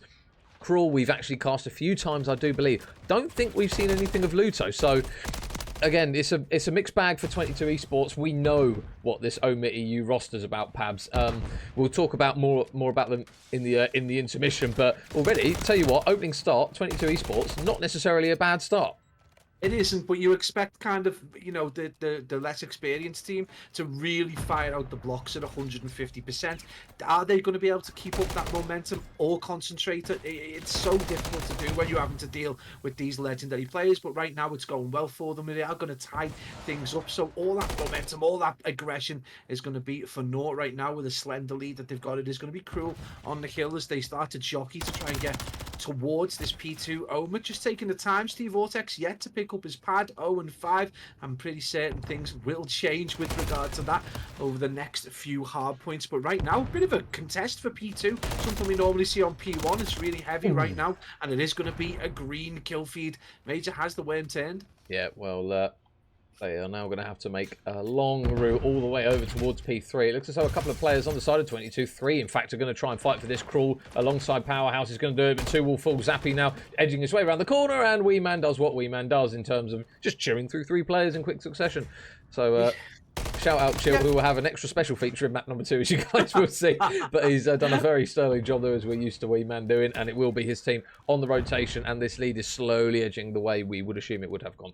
Yeah, always a problem when you've got Childs going big in map 1. He's not the quickest player off the block, so if you're allowing him to get some big figures early doors, it's always going to be a bit of an issue for you. Right now, I think Steve-O is trying to be the hill kitten, which is why his interactions are potentially solo, so apologies on behalf of Activision for the glitch with time. But yeah, 22 Esports are starting to see a little bit of air between them, starting to struggle a little bit to get kills. We're starting to see that kill feed stay mainly green, so a bit of a moment for 22 Esports to start to try and reconcentrate, make sure they don't get flanked like that, and give Steve Vortex easy gun kills like that, easy handgun kills. And again, it's a huge bit of geography they're going to have to make up in order to get over to this hill. It's an easy 12 seconds of scrap time going the way of Omit. Yeah, we're going to see a streak invested from Wee Man. He's going to use it to try and get Luto in the back. I'm surprised Luto didn't actually even try to move for that, but he's not. And he will fall. So players do fall in the back, but you've still got Powerhouse that's over towards the hill. And you've got Zappy out the back looking to try and help him out. But Mythic saying that has managed to open up the back. And now he's going to probably look to try and pinch the man out of hill. He's going to do well to stay alive here. Powerhouse, he's not going to be able to stay alive for long enough. Cruel able to pick off 1, but you've still got number 4 in Mythics all the way out in the back. Omit flip the spawns. Omit get on the time. And Omit in control. Yeah, I mean, you talk about talking points. We talk about talking points. You talk about stories. Maybe we know that Real has had an incredible last 2 years. He's been back and forth between challenges and between some stellar CDL teams. Not really been able to cement himself yet as a player. Now part of the Heretics Academy side. But again, you got to talk about Big Ben Mythics as well. A player that sometimes very reminiscent of Cobra, can take over the game. Very Yeah. energetic. A lot of movement in his game. But yeah, this is a team where every player potentially should really be in the CDL, or part of an expanded top level of Call of Duty, because they just absolutely fry every team you put in front of them, including Oh. superstars. 22 Esports in rarefied air right now, and unfortunately they are 100 seconds. Well, they were 100 seconds behind, as they just managed to clip towards that 50-second mark. Yeah, and the trophy taken down. Luto weak. He's able to just try and dip away, but then it's going to be the shots that actually take him down. Cruel, though. Big couple of kills inside and around the hill.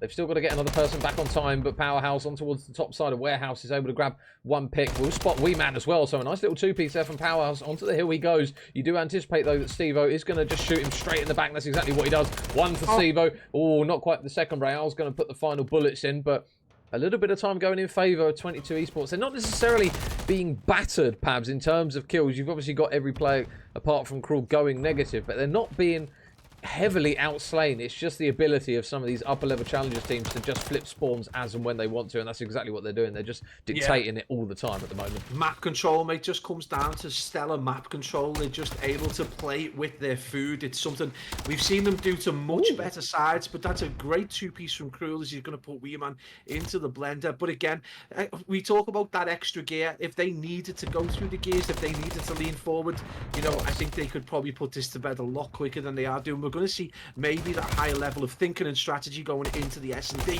Omit EU just looking strong, but 22 Esports right now got themselves nearly at 75 seconds. I'd be really happy for them to be able to push out to the 100-second mark, just so that they can put it to rotation, and he will give them no end of grief if they don't get to at least 100 seconds, because he was able to do it with his little team. So Omit EU right now just in control, and it's out as we expected, Major. But 22 Esports, they're not being whipping boys. They've got some kills. They've got a couple of players on double kills, 11, 12, 12 and 10, and they're approaching that 100-second mark if they can get onto the next hill.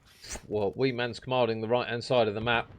It might be the same outcome for Luto, or Wee Man gets a little bit of info, so he's going to... I tell you what, if he got that kill with the Renetti and 2 bursts, I would have just said, you know what, Wee Man, just take the trophy, because that would have been criminal, but not able to do it. Mythic's still out the back, though, but Luto has pushed through. I would assume that they still know Luto is here, yeah, and unfortunately Luto just gets shot in the back there. The patience isn't quite able to pay off for him in that occasion. Meanwhile, Wee Man is inside P2, but he's just checking all his respective angles. Powerhouse, though, should get shot in the back, and they are really starting to come through in terms of kills now. There's 5. Almost able to get a few more. But meanwhile, throughout all the carnage, unfortunately, Pabs 22 Esports, they just haven't touched the hill in ages. They're just struggling to get even close to it at the moment. Yeah, again, it's intelligent map control. The voice of Omit EU not having to break a sweat as such. The decision making coming out of individuals sometimes is stellar as well. You see Wee Man jumping out the window to nearly get a two-piece and put the pressure right back onto 22 Esports, who right now just cannot get close to the hill. They're getting spawned out. They're not able to get on right now. It is going to be their first opportunity in almost a rotation to get themselves some time on the clock. And you start to feel like Omit EU are just going to play with their food a little bit, but they are going to want to get this done right now. 12 seconds so shy of the 100-point mark, and the push is on Luto without the reactions, though, Major, as Rail and Vortex put them into the blender. 9 seconds shy of the 100-point mark, and is potentially going to be that club that they're going to join us. The boys of Omit, Major, look to see out this map. Yeah, and the dream of map 1 is looking very, very few and far between now, as it looks as though Omit have now spawned them all the way over the other side of Subbase. And it will be a very convincing map number 1 to Omit, as we would have assumed. 250 to 91 is going to be that final score. But again, Pabs, we mentioned you can't really have much more of an education in Call of Duty if you're 22 Esports and coming up the likes of Omit EU. They wouldn't have dreamed of even kind of playing these quality of players in elites. The fact they're here, fair play to them. Not many can do it. And again, obviously, Luto struggled, Powerhouse struggled, but you look at Zappy and Cruel, they kind of pulled their weight through that map, so not necessarily all negatives from that perspective. It's just a case of they're up against an elite team here at the moment, and it's just something that they're able to take away.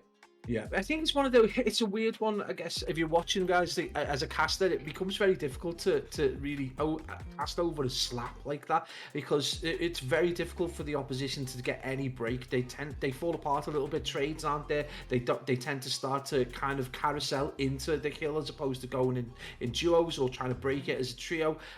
Just all these little things just start to fall apart as they start to panic and try and get points, and you start to chalk scrap time earlier and earlier, so that you're just handing over, first it'll be 12 seconds, next rotation you're handing over 15, 20, 25 seconds just to be able to get onto the next hill and try and hold it for any length of time. So a difficult one to 22 esports, but definitely VOD worth watching. This is almost like a pre-season friendly between, like Barcelona versus Yeovil or something insane. The disparity between these players is not, it's not a negative. It's not, we're not having a pop at 22 esports. No, They just haven't had the experience of having to play this level of, they've come from, playing a high level, good quality, maybe Detri leagues, are getting into challenges and playing some 2Ks to now playing against CDL quality players. They are all CDL quality players. Yeah, I mean, one of the players that we'll talk about who was recently in the CDL, Pabs, the most recent out of a lot of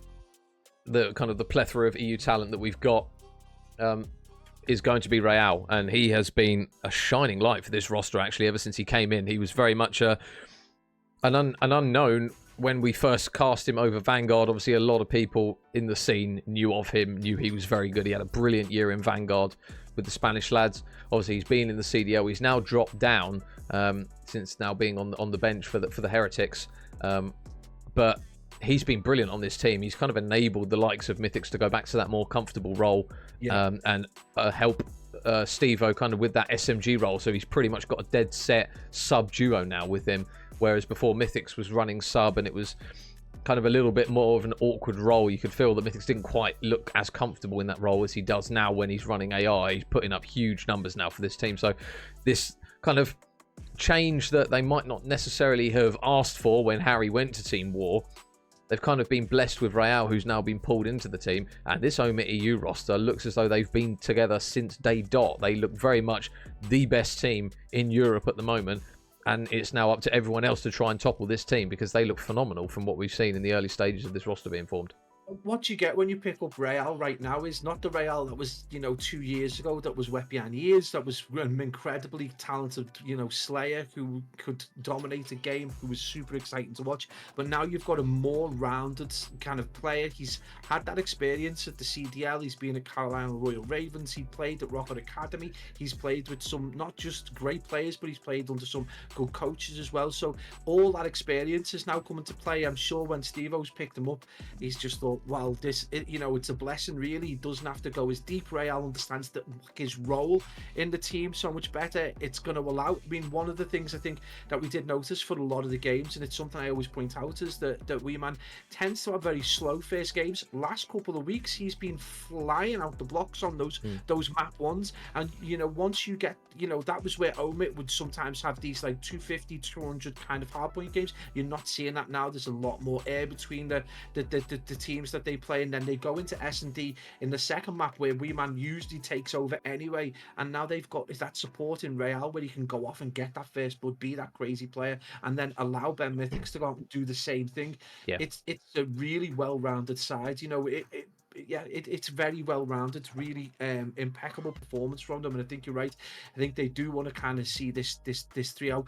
In fact, if they do 3-0 us, they're going to save us 3 invasions in a row. So I'd love to see 22 esports get a win, but again, they are going to save us the triple invasion if they do go 3-0. Yeah, well, we'll ping the maps back up, so we are going to be on the stiffest of the stiff in Terminal Search and Destroy. But this is the map when underdog teams have to look at it and go, right, okay, if we're taking the map realistically, it's got to be on Search. And not being funny, if you play it patiently on a Terminal Search, play for your picks, albeit you would assume that the Omit lads aren't really going to give them much to bite on, but this is their best opportunity perhaps to take a map off these guys, to be honest. Search and Destroy is where the underdog teams normally tend to thrive. Obviously, they have no idea. Realistically, Steve-O's boys have no idea how this 22 esports team are going to play on Search. Obviously, you've got the kind of the raw ability that Omit will have in terms of their own setups. But saying that, you might just have a few rounds and a few plays where they have no idea what 22 esports are going to play like, and all of a sudden they might be able to drop a couple of rounds here or there, and 22 esports might make a bit of a meal out of this map. So if you're 22 esports, I think at this stage you run some crazy strats, you throw some smokes, you try and just make it a bit of a mess. Really, you don't allow Omit to be comfortable and become predictable. Yeah, so this is the interesting conversation. We saw an interview with Ben Vance earlier in the season where they asked him what the difference between the CDL and playing challenges was now that he dropped back down. And he just said it's so much more difficult to read the strats because the CDL guys tend to run very similar strats. It becomes ultimately down to pace, gun skill, and execution of strategy. Whereas challenges, you've got this mix of experience and naivety with players that are actually very good. And so you get crazy strategies over aggressive plays. 22 esports need to just get aggressive, get horrible, just do the ratty business and play it like a ranked game, just go rogue. But again, it's going to be very difficult for a team, like 22 esports, who are going to come up against Omit, who are going to be organized. They're going to have solid strategies, cover all angles, and be there for trade. So yeah, a little bit of luck maybe is required for the boys at 22 esports, but S&D, if you're going to get your luck, you're going to get it here, and Terminal S&D is the best place to do it. And I just love that. Thank you, Steve Vortex. Hide my strats. I was going to say, Weeman's, if he watches this, he's going to go, yo, why have you done that? But it was Steve-O's request, Joe. I'm so sorry. He asked us to do it, so we couldn't say no to it. But yeah, Joe is going to be hiding all of those more important strats. He's going to be our map blocker here for map 2 and map 5, if it does somehow go to a game 5. But it will be the boys of 22 esports who unfortunately do drop a few lives right off the bat. Zappy and Luto are going to be last ones up. Luto now finds himself very much all alone, and he needs a bit of a 1 versus 4. But I'll tell you what, Pabs, it's a pretty handsome face to have over the mini-map blocker anyway, so I can't really complain. I think it's ideal. I think it's going to attract more people to their challenges scene if they get to see Chilt's face like that. No, but EU predictably with a solid round 1. And apologies to the 22 guys in the chat. Yeovil just came from somewhere. I think I might have been reading train stops or some kind of, I don't know where that's come from. I'll give you a better team. It's not Barcelona Yeovil. It's Barcelona, I don't know, Leamington Spa or something. But either way, good shout. Good shout. Apologies. I wasn't going to go down the Maidstone route for you, bro. Hey, excuse me. We got a big game coming up, I'll have you know. We got a big game against Coventry. I won't be having any bad mouthing of Maidstone United. That's outrageous from you. Mythics with Bomb is going to be Luto going over towards playing. There's going to be this split kind of defense, split attack coming out of Omit. It's confidence in their individual players to be able to get these picks. Luto with a big job on his hands now. Gets one. Can he get the second? No, Mythics is going to be there to trade him out. So there's potential opportunity to get Bomb down, but he's going to just track back Major and maybe potentially look for another pick. It is going to be 3v3 as we have 3v3 DVDs 3v3 as we hit the minute mark, Major. Well, 2 versus 3. This will be a big pick. Nice pick from Cruel there, able to make it a 2 versus 2. But unfortunately, his teammate in Zappy will fall. So now 1 versus 2 required here for Cruel. And I think Rail spotted him, and Gold, he's getting absolutely leathered. 1 HP in a dream, baby! I rate the chow. I'll tell you what, that's a gamer tag check if I've ever seen one, just flying at Ben Mythics like that with 1 HP. You've got to be some crazy man to do that, but it will be another round on the board for him. And yeah, a little fact of what Deeks is telling us, Pab. So Luto and Zappy were in Div 5 of XP/ACCL a year ago. So yeah, to see these boys playing at this level is truly much a sign of kind of, we bang on about grassroots COD and what some of these leagues are able to do in terms of helping players develop, and we're seeing it all the time in challenges. New names every single year, and a lot of them we recognise from some of these leagues and some of these divisions. So shout out to them boys for being able to be on a stage like this. And I really do hope that although some of these maps and games will be brutal for them, they do kind of revel in the fact that they've even just got here, because I'll tell you what, not many people in the world can do it, so you just got to hold your head high. And I'll tell you what, they've just got a nice little couple of kills, so we'll take those. Absolutely, you go look at Luto 1 and 2 right now. He's only 1 off that neutral KD, but you've got to say hats off to them. And this is, it's where our bread and butter was. COVID times we were day in day out casting over the ACCL, the kind of you know, they call them death trees, but we've followed so many players going big, and this is another team. It's really good to see. It is going to be Wee Man all alone, so a brilliant opportunity right now for 22 Esports to get around on the board.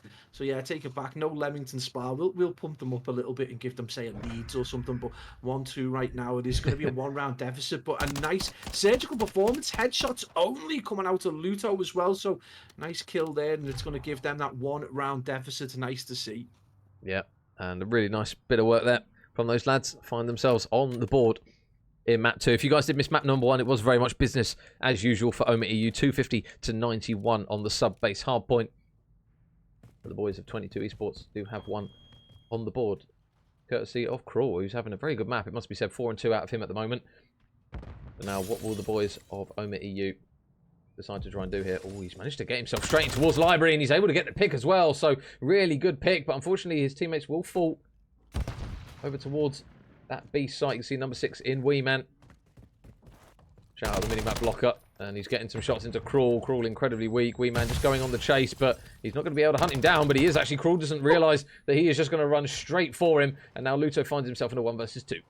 Yeah, this is a bit of a cat and mouse now as the players kind of swan around each other a little bit. It is going to be a bit of a Hail Mary as he tries to get the shots in. Shots a little wide, finally gets it dealt with. The stun is going to come out, though. It is going to leave Luto in a very unenviable position of 1v2. Can he drop Rail? The shots go in. Rail still with the bomb.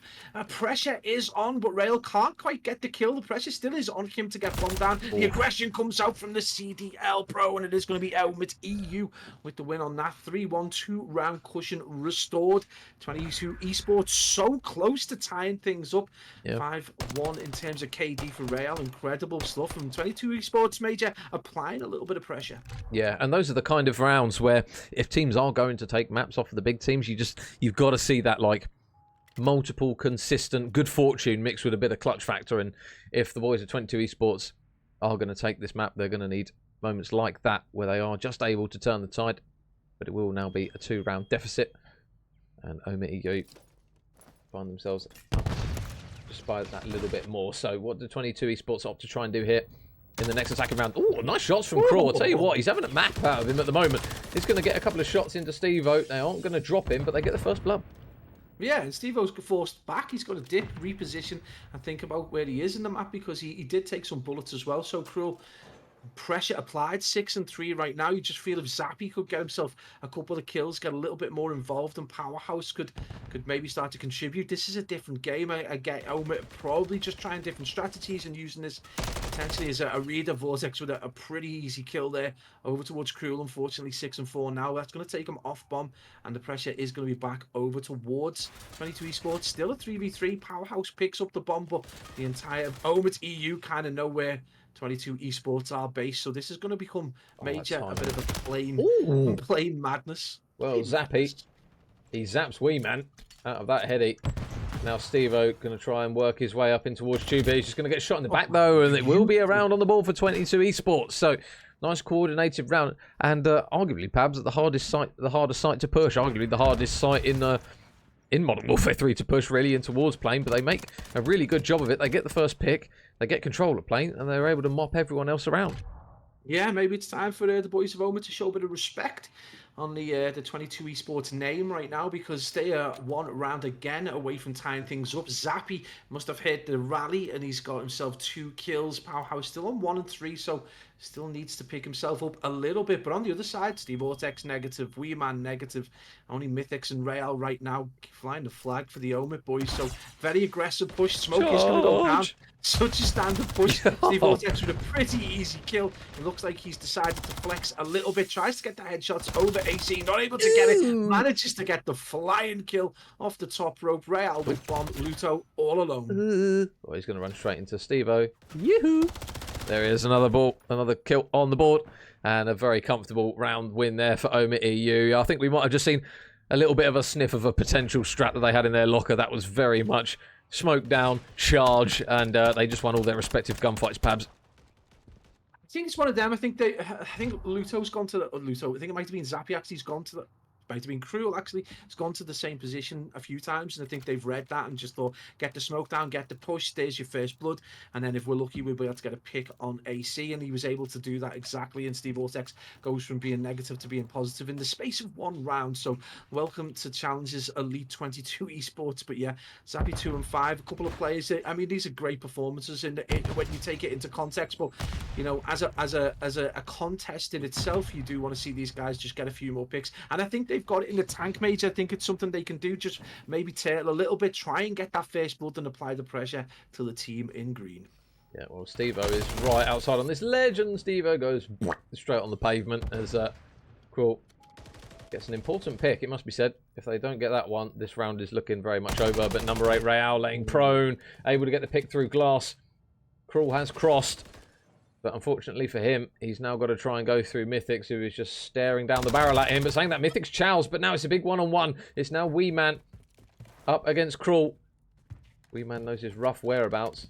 I think he's got dead silence here as Wee Man, because he's very making. Woo! He is making a lot of noise, and he's punished for it. And he's absolutely Kentucky Fried as well. Shout out my KFC. Oh, the window cleaner right there jumps in, cool as you'd like, and accurate and icy as you would want. 9 and 5, incredible performance in this S&D. We thought it was going to run away from the boys at 22 Esports, but they've managed to bring that deficit back down to 1. Incredible from Cruel. 9 and 5. What a performance. Kill leader in the game, and potentially a name to look out for. Zappy able to add to his scoreline. So, it does look like there's been an issue. The game has been ended. 3-4, guys, if you want to make a note of that in your brainiums. Oh, 3-3, I believe. Because I didn't start that last round, so I assume it's 3-3. No, I think there was a 2-round deficit. Was it? It was a 2-round deficit, yeah. It was, ignore me. Sorry, I don't know why it said 3-3 and then said 3-4 at the end. I thought it was 3-3-2-3-4, but thank you. AFC brain. Yeah, and yeah, putty brain strikes, but it will be 3-3. So I don't know what happened there. Maybe one of the guys just timed out. It looks as though one of the lads from 22 Esports, I think, had connection issues. So we will continue from that one. But yeah, good showing, at least in this stage, Pabs, from the lads of 22, trailing by 1 round. They've had moments, obviously, off the back of what Cruel has been able to do. Some big moments from him. Was he 9 and 5, I think, in the end? 9, yeah, 9-5, 9-6. He had an incredible performance, and largely dragged his team through it. But a couple of the guys have started to pick up in the round. Zappy started to get a few kills. He was, I think he was kind of 1, and I think he might have been 0-3 at one point, 0-2 at one point, and he's really come through. It's still negative, but the last few rounds have been a lot better applying the pressure. But again, Major, it's difficult because you always get the feeling that with these top level challenger teams, their feet are on the table. They're just, you know, the comms aren't necessarily there. You just know that they can just lean forward. You consider how much damage that this Omid side have done to Team War in the last few months, and that is a stellar superstar side of Call of Duty players. So right now, I think this is an opportunity for the boys of Omid to potentially just trial some strats, or just, you know, I don't know, chill their way through to it. But if anything, it's a great opportunity for the boys of 22 Esports to just do the same thing, just to see where they are in the Call of Duty world, try their strats, make sure, do some fundamentals, see if they can get the trades, and basically see, because this is the trickiest S&D in the game, let's be perfectly honest, especially against such an org. Like, they right now, 22 Esports couldn't have asked for a harder tie in this particular series. Omid EU on Terminal S&D, like, it doesn't get more difficult. It's like you go down one side, and you've got Wee Man staring at you with an MCW.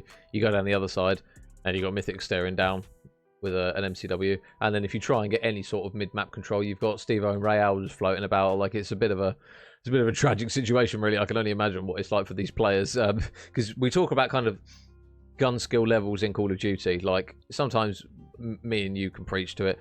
You'll play someone who just shoots that much straighter than you, and there's nothing really you can do about it. You get punished for missing a couple of bullets, but these guys punish you for missing 1. Like, if you miss a bullet and you don't get headshots, you will die. That's the level and the bar that we're at. I shoot the straightest in Europe, right? I shoot the straightest. But honestly, I think my hit reg is broke. I'm just saying. I think my hit reg doesn't work. The hit markers don't seem to work as well as everyone else's. I'm just saying. I think, honestly, I should be at a decent, and I'm stuck there in silver, and it's not my fault. We've done well to get out of bronze, mate. You've done well. Don't worry, we'll get you there, buddy. We'll get you there. Solo queued out of bronze. Yeah. Oh, Luto, run as fast as you can. It's going to be Cruel, though, able to get one. Whoa! To tell you what, he's bonked him on the face with a stun grenade. He's not able to get the kill, He's but what? bonked him on the end with a stun. I thought you said bonged him. Bonged him? I thought you said you bonged him in the face. Talk to Frank. Don't do drugs, kids. Ignore Pablo. It's now going to be a 2 versus 2, and the shots into Powerhouse now means that Zappy is all on his own. Oh, he does spot Wee Man. Oh, holy moly. He's almost killed him there with the jump shout, but it's now going to be Zappy in towards plane. I assume Steve-O's going to just try and take this bomb over towards the B site. Looks as though that's exactly what he's going to do. So, with Wee Man looking over him. Oh, there's a bit of info that he needed. So 100% seeing his bum cheeks. Yeah, he's Zappy going to surely get caught in transition here. Did Wee Man see him? I think he surely has. Either way, it's going to be a very difficult ask for him to go through this one. He might have just got some godly timing, but again, I don't think he's got dead silence either. So, yeah, Wee Man spots him, gets all the information that he needs, and I think this one's done. Yeah. Yeah. I mean, it's a tricky one. You can't exactly wrap around Berger and get yourself. You're going to get done from AC anyway. So once they've got that high ground, it becomes almost impossible. And you're not talking about a couple of bronze level ranked players here. It's the Vortex and you know it's the big Chilts. You know, it's the man on your minimap cover right there. So yeah, it makes it very difficult. And you know, hats off for trying to go down the throat, but not going to work. And again, I think does that put them a 5-3? Yes, I do believe, mate. Yeah, because it was 4-3 to Omit, wasn't it? Well, Cruel has added 2 and 1, so right now, guys, he's 11 and 7, I believe, in this round. So 11 and 6, yeah. 11 and 6. Oh yeah, 11 and 6 makes sense. Yeah, so it's an incredible performance nonetheless, but 1 round away from going 2 up in the series for Omit EU. It is going to be Cruel just taking up that position, but Mythic's ready to remove his head at a moment's notice. Well, this is what I'm saying. You go down one side, you can see number 2 Wee Man staring. Oh, and there is one trade at least. Powerhouse able to get the trade, so now 3 versus 3. And they will now leave Steve-O a little bit isolated on that A site. So will they make the move to try and get him out of this position? Whoa, that's a bold chow there. Luto, though, they are punishing the boys of Omit for just over-challing stuff at the moment. And Zappy will make another kill. So now Real finds himself 1 versus 3. But I'll tell you what, if anyone could potentially do it, it is going to be this man on your screen. 1 versus 2. Bomb is down. Real going to look to try and reclaim this one. Luto, got to be careful not to overchal anything. Oh, the timing from Real is perfect. Real gets 1, and this is what you get with a CDL quality kind of player. Real now up against Powerhouse, 1 versus 1. I can only imagine what the heart rate is like on Powerhouse at the moment. So he's opting to try and play a route over towards Glass. He might get some really good timing here. Oh, but he's shot a little bit preemptively. 20 seconds left on the clock. Powerhouse, is he going to check the defuse? He's surely going to check it, but Real gets the 1 versus 3, and when it looks like 22 Esports are going to get a good bit of fortune, Real just says absolutely not and cuts them down. Yeah, I mean, that made it so difficult. You're talking about one of the better players in the world right now, someone who is pushing on the door of Miami Heretics' main place as well. So, yeah, just you put it in perspective, Powerhouse up against just about as difficult a player as it gets. Real didn't have the most stellar performance throughout that S&D, but just enough in the end to push the boys over Omit EU with a pretty easy win to go 2 up in the series. That should be all, as he said, as I like to rip off Major Chafin there in the Saints. But I'm going to head into a controller first of what would have been what might be, depending on how 22 Esports do, a triple invasion. But control, it's going to be a tricky one. The boys look like they're feeling themselves a little bit more now, and it's a good opportunity for Omid to put it to bed, get their feet up and get themselves prepped for what could be an incredible Miami challenges. Yeah, I mean, they had glimpses, to be fair, 22 Esports. There's 2 rounds in that Omit won. Obviously, they had the one-on-one, which I think it was Luto wasn't able to win. And then that one as well from Powerhouse. So it's very much fine margins. And unfortunately, they just weren't able to come out on top of that one. So Omit will now go 2-0 up. And yeah, invasion control, Pabs. We talk about kind of the AR dominance on this map, especially down that A Street side and even down B Street side. You really do look to your AR players to make big kills, because it can be very, very difficult for SMG players to get anything going in this one. So it might just be another bit of a schooling, realistically. Like, I don't think we're anticipating anything else but But again, we hold our hands up and say, hey, 22 Esports, if you want to come out absolutely flying, we will love every second of it. So they got to kind of have a bit of a surprise factor here, Pabs. It's like a 4-man ace stack, get a couple of kills, get on it, and try and catch Omit with their trousers down in this one, because it might be one where Omit, if they get a foothold in it, it'll be over before you know it. Yeah, I think they've just got to try and, if there's any element of complacency in Omit's performance, I think 22 Esports have just got to be in place to take advantage of it. It's whether they can right now. I think they should be very proud of the performance Crew had in S&D. They've got a lot of VOD to go back over, and they can see just how literally they've got golden VOD right there, how an incredible side like this, with every player pushing on the door of the CDL, with these guys potentially being one of the favourites to take, you know, champs at the end of the season. This is a great opportunity for 22 Esports this is a gold mine of information for them, and they've just got to be in the right place to use it. So going into Control, it's about being ragged and horrible and ratty and taking every opportunity as it comes, and just make sure your comms are clear and on point, and just try and get your picks. You know, you're not here to make up the numbers. You've earned and achieved your place among these guys, so this is a big opportunity for them, but this is the last opportunity for them in these elite quals. And again, Omit just, I mean, we don't know what we're going to get with these. If they're complacent and their feet are up, we could get a slow game, but 22 Esports, I think they've got to come out aggressive, strong, really fast, and start and get themselves a shitload of kills straight away. The politically correct way. Just get a shitload of kills, boys. There you go. That's my coaching, COD coaching right there. Shitload of kills. Yeah, just get a shitload of kills, boys. There you go. No time, no zones, no plants, shitload of kills. Yeah, just there we go. That is how you get it done against the Omit EU, boys. If anyone does want to pay us for our coaching nous, then feel free to hit us up. But yeah, make bottom 4 CDL teams will probably pick us up. Yeah, could you imagine? This man, he knows what he's talking about. Don't ask about the rank play, right? No Clayster, no strategies. Shitloads of kills. Shoot. Just shoot people and just kill them. That's all you've got to do in COD. That's all you've got to do. So yeah, I think we are loading into the control now. We'll just wait before I press the big green button. Please load in. Yep, we're in. Happy days. So map number 3, as Real does not want that car bomb exploding anytime soon onto him, so it will be map number 3 here, where 22 Esports will try the impossible dream. Shout out. And if anyone knows, they know. But it will be very much Real doing what Real does. What's holy sensitivity? I know. That's got to be. That's not 6-6. That's got to be 8, like minimum 8. I've tried running 7, right, and my aim just goes.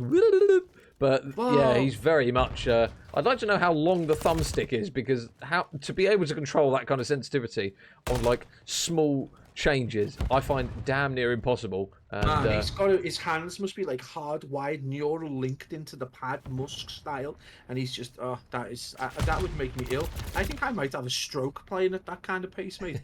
Yeah, it's. As we've been waffling on, 25 live space, 25. In fact, Omit EU did go behind for a short second. It is going to be that B zone just taken so quickly, and they're going to be heading over towards A any minute. Those green arrows are number 5 there in Zappy is going to be greeted very soon by 3 or 4 players. In fact, he goes into the blender, and the boys of 22 Esports with a big defensive job on their hands early doors in this first round of Control. Well, you do worry. There are a lot of sharks hanging around the spool of fish here. And there's one, there's 2. They're falling by the wayside. And you do anticipate the stack is going to be heaved very shortly. Oh, but saying that, 3 will fall. But Benjamin has just absolutely fried what remains on the point. So another trophy down here for them Mythics. And more red arrows just slowly flooding towards him. He's got a difficult job on his hands because there's going to be a lot of players. But if anyone can do it, it's going to be him! Oh my God! And he gets both Powerhouse and Luto. They line up and they have been absolutely punished. 3 for Mythics. Get the 4, baby! There it is! 4 in quick succession. Blink and you miss it. This A point is getting done. Oh, but saying that, there's only going to be 2. So the progress has slowed down ever so slightly. Oh, wait, back to normal. I'd like properly sweating and breathy and like feel like I've just been in a horse race. Mythics absolutely dominates that first round. Story of round 1 is then Mythics decides to take over the map. We did say that he has the capabilities of doing it, but oh my days, that was I mean, it was terrifying at times. I honestly felt like when you go into a bronze level ranked game and you just feel like you're on your own, having to dominate every player that feeds into A. Well, Ben Mythics just did that to a Challenger Elite qualifying team, all on his lonesome. 9-4 with Real, going largely unnoticed, Major, with the absolute gymnastics of Big Ben, going 9-2 and on a 3 streak. So, yeah, 22 Esports, welcome to the elites again.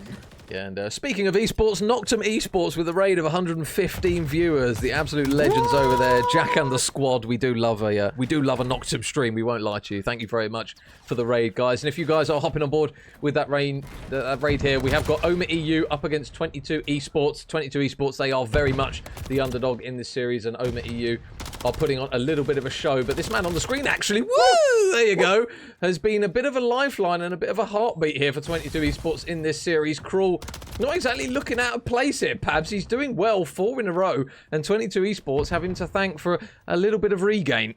Yeah, I mean, guys who were just joining, Cruel did come out of an S&D where they got beat 6-3, but he dropped 11 kills in that S&D and looked incredible at times. And he doesn't look out of place at all in this 22 Esports roster against Oma EU. Got Weeman and Vortex combining for 6. While the boy himself in Cruel has dropped 7, so looking good. It is going to be 22 Esports yet to get a zone down. Just shows how difficult it is. It is 23 lives, plays 23 though, but look at that clock eerily moving down while the boys of OMTU have got 2 players, two largely incredible players that just look ready to pounce. Yeah, and Steve-O is going to exchange ice creams. There's one Mr. Whippy, 2 Mr. Whippies. Whoa, not quite able to get the third. Powerhouse gets the trade, but it will be another 4-man wipe here. And with 8 seconds and a very, very slim dream, unless they've got their Usain Bolt running trainers on, they won't get anywhere near the point to stop the clock. And it will be another round on the board for Oma EU. So, yeah, very, very strong performance here, Pabs. They are not letting this one up. They want this done in 3. Yeah, I mean, we did feel like, I mean, you accidentally put 3-0 on the board earlier on before we even started the game, and I wasn't sure whether you were planting your flag early or not, but yeah, Real 12-4 again. I think these guys just want to put it to bed and put themselves to bed possibly as well, but yeah, it's a very strong performance. Again, we did say there is a large disparity. Now, you know, we can see Cruel's playing really well. The disparity, not necessarily within gun skill, they're probably within a range of tolerance, but the disparity is definitely within an execution of strategy and the pace at which OMTU are able to do that. So yeah, 2-0 and looking at very, very solid as Weeman tries to put the suppression over towards that A-long, and again that priority, they're just looking to take it. That's going to be a big peel for Cruel though as he starts to apply the pressure, but Major, they were so quick at getting this in the first round. This could be a very difficult time for the boys at 22 Esports. Yeah, well, a lot of bodies committed over towards that A point just to make sure that they don't get the harder one done first, but it will mean that that B point is very much open for the take-in. You can see Mythics watching Dark. You've got number 4 Real watching the front of Hill, and unfortunately Luto's going to get bullets in the back here, so Mythics continuing to absolutely fry in this series. Is he going to get another one to Crawl? Of course he is. There's 16 and 8 out of Mythics. His team are very much on the front foot now, not able to get the kill onto Luto, but they are just allowing them to get this B point almost pretty much done free of any contest here, so potentially a little bit lackadaisical from 22, but they do manage to get those boys off the point, and now in towards mid. It's going to be this man Crawl who just keeps getting 2 pieces. Yeah, he's absolutely slaying out at the minute, 12 and 10, and just looking very at home amongst these 4 absolutely stellar EU players. But yeah, able to get the boys off the B point. It is only 1 zone remaining, but it is going to be around the back through Palace that the boys of Omit EU are going to look to try and get back onto that. And that is going to be a reasonably big stack on opportunity as those red arrows look to converge in formation. It is going to be Cruel again trying to get a pick. I don't know whether he'll have read the other player is kind of in and around from Palace, so big moment right now, and that's going to be a big kill as Vortex puts him into the blender, and we do see another stack, and it is going to be point B secured. So just a remaining Major for the boys of Omid to put this game to bed. Yep, well, you do anticipate these kills are going to come very thick and fast from Omid. Vortex looking to see if anyone's going to overchallenge anything, but there's the first pick onto Luto. You can see now 2 players in number 2 and number 4, Weeman and Real respectively, going to go work their way around the back. Weeman, bit of a quiet respawn by his standards, by any means. Shots onto 1. Weeman out for the second, and here we go. Everybody gung-ho on the point. Cruel still in P1. He's trying to play his life. Zappy's able to take down 1, but now you can see them Omit players. They are locking themselves inside the hill. Weeman Seeing if anyone chows anything. Spots one. Powerhouse is going to fall. Wee Man able to cut him down. They need to try and get these two players out because the stack is coming through. And it will come through quickly unless they get some form of a contest. Wee Man laying prone. Can he catch out another? No, he can't. The trade, though, again, is there for Vortex. I think this one's done. Powerhouse is trying to reinforce. He does manage to take the man out of the hill, but you do anticipate the Mythics won't overchow anything. Oh, he's going to take it. Never mind, but he still gets it done. Omit take the round. Omit take the series. 3-0 in the control and 3-0 in the series. Yeah, very difficult from the start for 22 Esports. Up against it from the very get-go. Sub-base, I think it was our point, and they just really struggled to try and keep up. At times, it looked really difficult. They were able to get themselves 91 seconds in the end, but it felt like they were largely playing with the food. Omit EU in the S&D, totally different game, broken up by a lag out partway through, but again, just really difficult for the boys of 22 Esports, and then the control, complete blowout as Omit EU flexed their superiority. As we said earlier on, though, we knew this was going to be about experience for 22 Esports, and they have got a gold mine of VOD that a lot of teams won't have access to. So a big opportunity for those boys to learn as individuals and learn as a team. But Omit EU march onwards. Yeah, so the juggernaut of EU, or one of the many juggernauts that we have in EU, will come out on top of this one. As you mentioned, 22 Esports very much the underdogs in that one. So GG's there to both teams. So commiserations there to 22 Esports. I wouldn't really take that as much of a big morale hit for this team because some of the players, how far they've developed in challenges over such a short space of time, to even be in this realm with the likes of the Omit EU lads who have been doing this year on year, absolutely scything through teams in challenges. It is very much a learning experience, as you mentioned, Fabs, for those boys. But it will be 3-0 to Omit EU, and I do believe that now pushes them on into the group. Still unbeaten, I believe, at 4-0 after they managed to be F. on the boys. So yeah, they're looking very, very, very good in this group B. Pabs, they're at the top of it at the moment. I don't think we've actually had the big juggernaut game. Let me just check. No, so we haven't actually had Omit versus Clutch Rain. So that will pretty much, you assume, be the decider for top seed in this group. They're both unbeaten teams at the moment, and you just assume that that is going to be the one to see who gets seed 1 and seed 2 in this group. Yeah, absolutely. Yeah, I think Clutch Rain are playing right now against the K2 Esports, so it's going to be Isaac Drills, Coves, and Closey. So going to be interesting to see. I think that's 1-1 at the minute if those scores are correct. So a bit of opportunity for K2. Desperately need some positivity on the board again. One of the teams that came in as underdogs and have struggled largely against really good competition.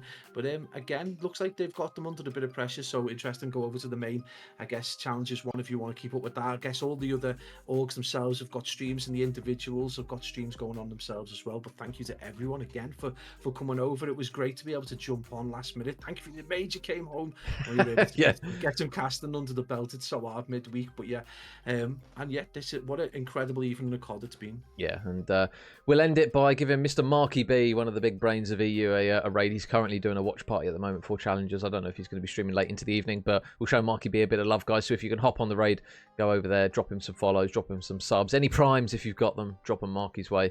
He did a really good podcast as well the other day with our beloved friends in Brody and Proper. So yeah, be sure to head over there and show him some love. But that is going to be it from myself and Pablo this evening, guys. To say, if there's EU Elite Challenger games next week, I don't think... Oh no, there will be some group games actually, but I think it's on the Wednesday. So I won't be able to cover them, but I'm sure the beautiful community will be able to do so. But yeah, that is going to be it from myself and Pablo, guys. Thank you very much to everyone who has tuned in. We love you all beautifully the same amounts. And yeah, that is going to be it. And up the EU Elites, boys. If there's any more games to cover when we can cover them, we will do it. But for us, that is going to be it this evening. See you next weekend. We'll see you next weekend for some more KFC in the background and some more challenges. God, thank you very much, guys. We'll see you then.